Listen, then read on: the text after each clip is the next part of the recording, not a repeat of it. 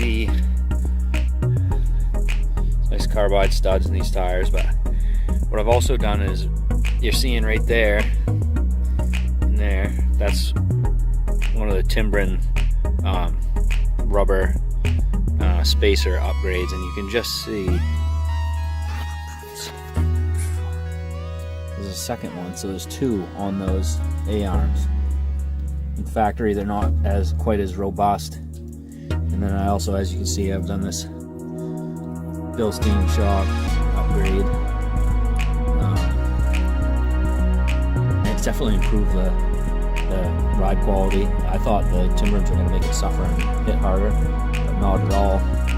And you can feel them activated. They're pretty squishy, more so than what I would have expected. And then the shocks definitely improved, and it's lifted the front end height quite a bit from factory. It's not compressing nearly as much. You can see it's holding the plow pretty high. What you can do is these ports here, I've seen guys on forums trying to mess around. See, that's all grease. I've seen guys mess around trying to tap those and put zerks. It doesn't, you don't need it. And my friend bought a grease needle syringe thing to inject it in there, and that didn't work very good. You don't need it. And what you do is you just take the grease gun, the flat face of it, of the normal fitting, and you just put it right hard against that. I'm gonna go do it at my house right now. I'm out at the shop.